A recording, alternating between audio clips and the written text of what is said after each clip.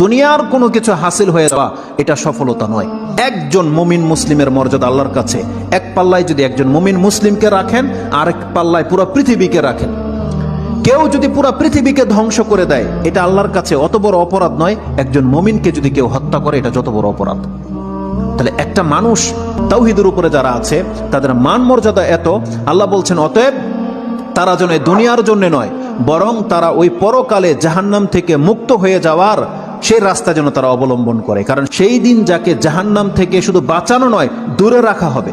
ওয়াউদখিলাল জান্নাহ, আর যাকে জান্নাতে প্রবেশ করিয়ে দেওয়া হবে, আল্লাহ বলছেন ফাকাদ ফাজ, এই হলো সফল কাম। কারণ জান্নাত এমন একটা জায়গা, এটা হচ্ছে চির সুখের জায়গা। একবার শুধু কোনো ব্যক্তিকে জান্নাতে ঢুকিয়ে দিলে জীবনের যত পেরেশানি আছে সব দূর হয়ে যাবে, সব দূর হয়ে যাবে।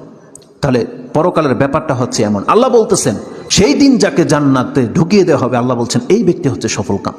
তাহলে এই সফলতা আসবে কিসে?